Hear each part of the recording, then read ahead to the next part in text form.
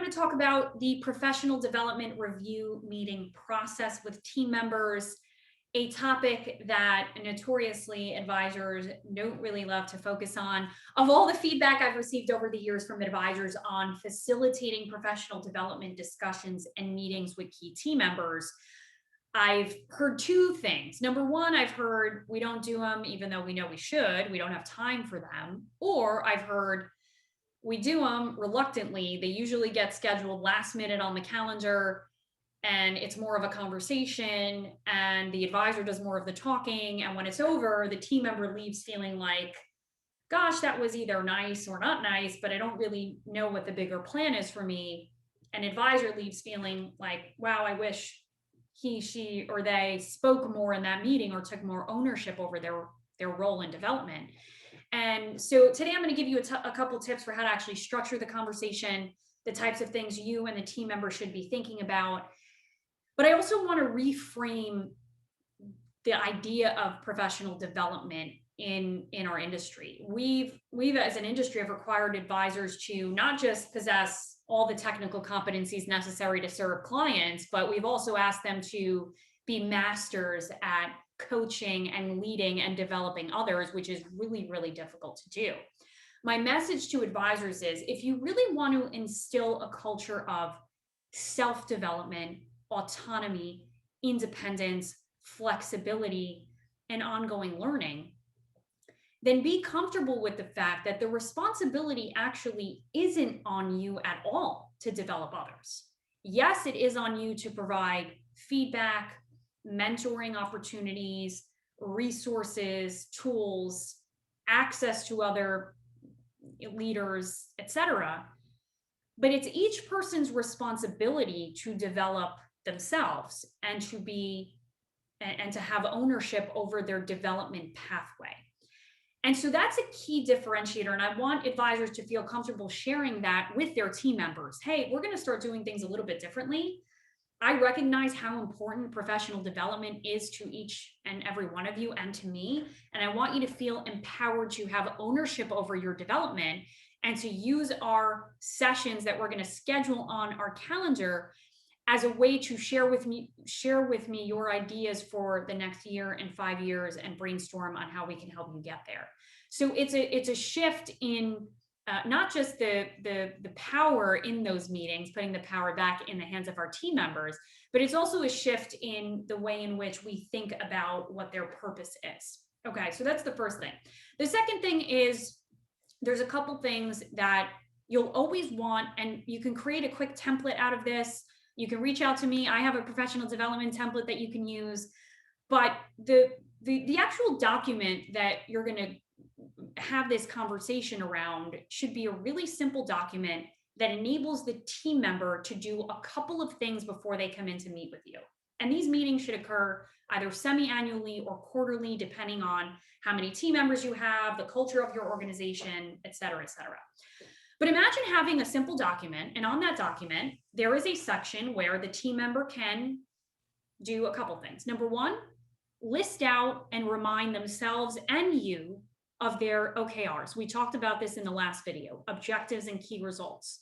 We want to begin that discussion with a refresh on what is it that they aim to achieve in their role on an ongoing basis, on a quarterly basis, and how do they know they're achieving those objectives? I said last time, to really install a professional development process that works, you have to begin with ensuring that every new person that starts in your organization understands how their role impacts business results. We're always used to hiring people based off of a job description. We're not used to hiring and training and retaining people based off of objectives and key results. So if you were meeting and doing a professional development meeting with an associate advisor on your team, you would begin with a refresh on, hey, here are your objectives. Your number one objective is to create capacity for senior or lead advisors on the team. Your second objective is to generate revenue from the book of business through opportunities with business held away. And your third objective that we agreed on when you started is to form relationships with the next gen of our current clients. let's talk through whether you've achieved those objectives this quarter or not.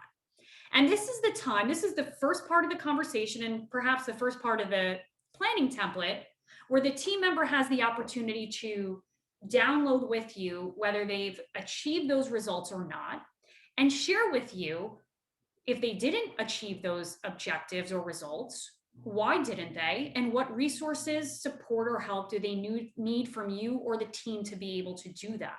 So up until this point, you're not doing any talking. You're welcoming them into the conversation. They're reminding you of the OKRs that were agreed on and agreed on when they started and agreed on in your business plan. And they're reviewing with you their self-assessment of the quarter based on those OKRs. Okay. The next thing they're talking about with you is identify the ways in which they feel they've contributed to the results of the organization and the ways in which they feel they can be a greater contributor to the results. The objective of this part, and we'll call it, the goals and contributions section, the objectives here is to get the team member thinking bigger. We tend to put team members in a box and have them think very tactically. We want them always thinking, how can I have greater impact? Even if my role is a very task-oriented, tactical role, how do I connect with the mission and vision and goals of the organization? So we're actually having them articulate ways in which they felt they've contributed to the goals this past 6 months or quarter, and more ways in which they can contribute. The other thing we're doing here, folks, is we're coaching team members on how to strategically think and coach themselves through challenges. So giving them the space to talk through that with you, critically important. The third thing we want them to do is we want them to articulate for you what they hope to be working on in a year and what they hope to be working on in 5 years. Critically important for every single team member to imagine themselves in a role on the organization 5 years from now. Now, your job and your role in that part of the discussion, because oftentimes when we have team members who are in a very specific role, they can only ever imagine themselves in that role. So if they are an executive assistant in 5 years, maybe they're thinking of themselves still doing the same work in that role. Here's an opportunity for you to say, before you talk to me about your 5-year goals, I want to talk to you about the 5-year goals of the organization to really frame up this discussion in a powerful way. And then let them respond with their 1 and 5-year goals based on your goals and vision for the firm. The last thing we want them to do in that professional development meeting and discussion is to identify from now until the next meeting, 1 personal and 1 professional goal. When you give people a space to talk about the things that they want and they want to achieve, you will learn all sorts of things about the people working for you. You may learn that they are trying to pay down their debt, that maybe personally they want to take a nice vacation, maybe they want to pay off their kids' school and education. This area of the professional development plan and comments that the team member is giving to you is so critical in helping you think about incentives, perks, bonuses, possibly that you're going to give this team member at the end of the year. If you can link incentives with stated personal goals that the team member actually has, then they are going to stay with you for life.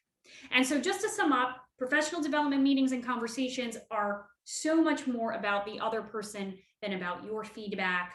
Your responsibility is to have them on the calendar, systematically scheduled at the beginning of the year, provide this template or agenda rather to team members and allow them to fill in the blanks and come prepared to prep you and download to you all of the things they've accomplished and all of the things they need from you as their leader. Okay, I hope that was helpful, folks. Let me know if it helps. Let me know if you have these discussions and how they go. I will see you next time. Make sure you subscribe to our YouTube channel. Take care. Bye.